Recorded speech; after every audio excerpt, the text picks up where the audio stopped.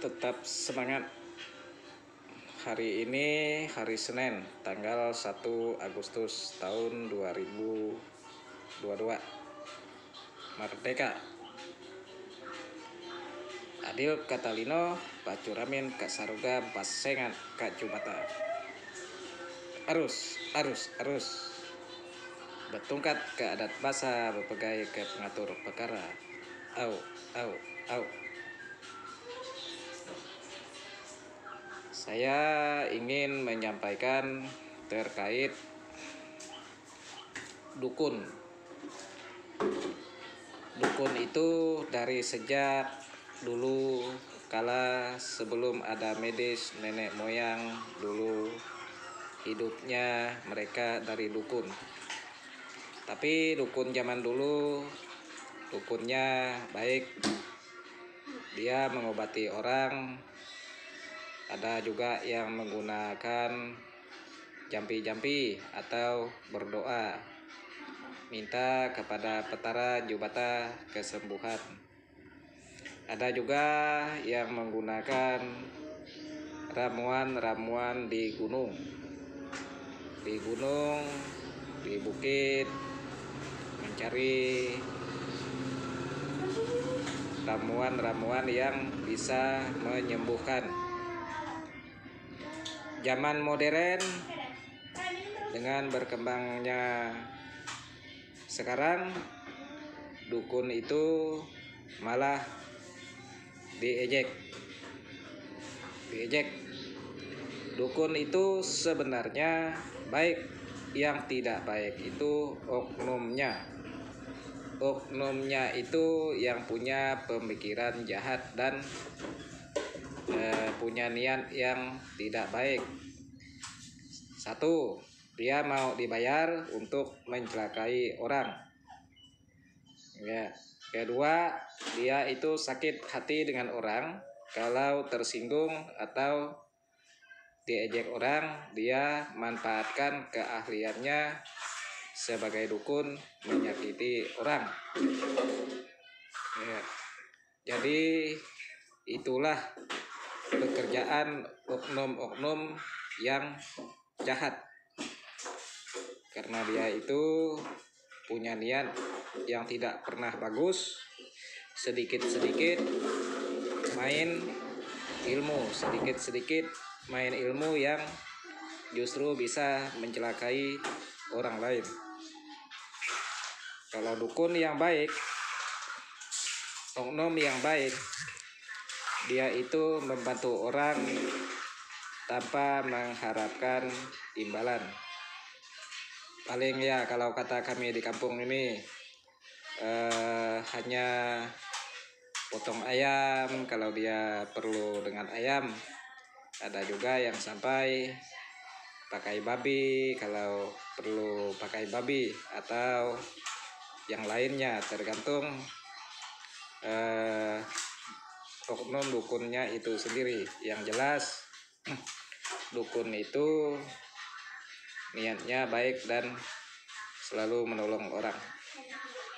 Ya, beda juga kalau seperti kita sulap. Kalau sulap itu beda. Sulap itu tidak bisa kita kaitkan dengan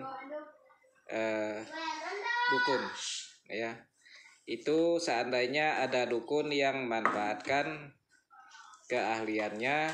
Sulap itu memang tujuannya, dukun itu memang punya niat, oknumnya yang punya niat tidak baik ke semua orang. Sedikit-sedikit duit, mau masuk aja pendaftarannya duit gitu. Nah, jadi kita jelaskan terkait dukun tadi. Nah, kalau kita di sini, sepengetahuan saya, kami di daerah sini dukunnya baik-baik, karena saya juga cucu seorang dukun. Ya, bisa dikatakan keturunan dukun. Tapi dukun kita tidak pernah mencelakai orang dan tidak pernah digunakan buat menipu. Itu betul-betul asli. Walaupun kita itu melaksanakan acara dukun, tidak menghalangi untuk pengobatan medis dan minum obat. Namanya kita ikhtiar.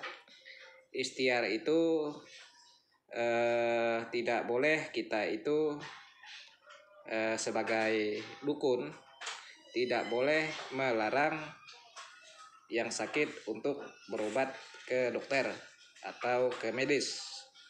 Ya, karena pengobatan medis sangat membantu juga ya, sangat membantu.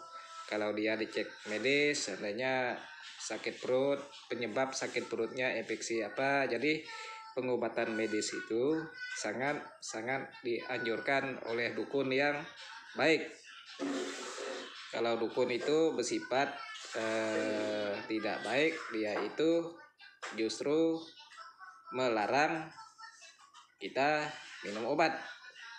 Ya, ada juga sih, saya pernah ketemu dengan dukun yang melarang minum obat karena si dukun mau membuktikan bahwa pengobatan dia bisa menyembuhkan.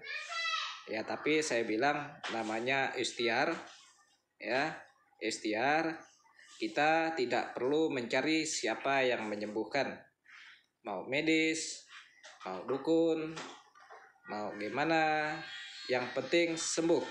Tujuannya kita semua ingin sehat dan ingin sembuh dari sakit penyakit. Ya, kalau orang ikhtiar, dibaca jampi-jampi, dikasih minum air tanpa dipungut biaya, menolong, itu tidak bisa dianggap perdukunan. Ya, dukun itu bukan diambilkan seperti mata usaha. Kalau mau usaha ya kerja, itu ya, kerja, bisnis.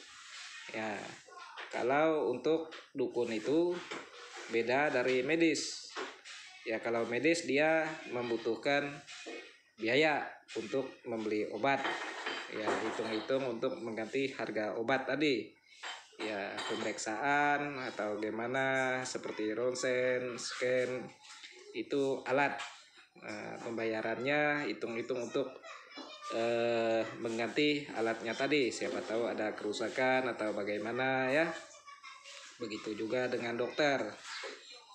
Sekolah kedokteran itu kan tidak gampang, jadi ilmunya ya ada juga dokter yang tidak mau dibayar, ada juga yang periksa ya sekian ya, tapi saya anjurkan semoga ya keturunan saya, dari saya ada yang menjadi dokter, saya jamin paling obat yang dibeli ya. Kalau untuk periksa ya saya jamin gratis. Terus saya juga ajarkan anak saya, kalau dia itu sukses dan bantu banyak orang tanpa melihat ras, suku, dan agama. Semoga ada yang jadi dokter atau jadi bidan. Tujuannya tolong orang yang tidak mampu. Dia itu jangan-jangan hanya membawa uang 100.000 datang ke tempat kita, tahu-tahu nanti harga obatnya ya lebih dari 100 ya. Jadi tolong itu dibantu, itu ya, dibantu ya, sendak bisa mengembalikan harga obat separuh atau ya secukupnya ya. Kalau ada rezeki ya enggak usah dibayar lah untuk 1-2 kali ya, kita akan bisa dapat rezeki dari yang lain, karena manusia itu tidak sama, ada yang mampu, ada yang tidak. Jadi itu yang sedikit saya jelaskan terkait perdukunan ya. Kalau seperti bisa mindahkan sakit penyakit, dari sakit ini dipindahkan ke ayam atau dipindah ke kambing, itu saya agak kurang percaya ya. Karena saya ini walaupun kakek saya adalah dukun hebat, dukun sakti dan banyak menolong orang, saya tidak percaya oknum dukun loh. Tidak percaya. Karena apa yang membuat saya tidak percaya? Karena saya lihat praktek-praktek oknum-oknum perdukunan kebanyakan itu main akal-akalan ya, main akal-akalan. Nah, itu perbuatan oknum ya, kalau dukun tidak mengajarkan yang seperti itu ya. Saya pernah menuntut ya ilmu perdukunan, tidak pernah mengajarkan seperti itu, seperti meminta uang sekian-sekian nanti saya bisa bantu gini-gini. Itu namanya menjanjikan, itu tidak boleh, tidak dibenarkan menjanjikan yang belum pasti. Tidak perlu kita janji-janji kamu nanti sembuh, nanti kamu akan dapat istri, nanti rumah tangga kamu akan akur. Tidak boleh janji-janji seperti itu, apalagi sampai ada maharnya. Itu tidak boleh ya. Itu yang saya ingatkan ya. Saya sangat setuju sekali kalau ada teman-teman yang membongkar rahasia perdukunan, tapi jangan semua dukun. Kita lihat praktek-praktek kerjanya. Saya rasa cukup itu. Terima kasih, selamat sore, tetap semangat.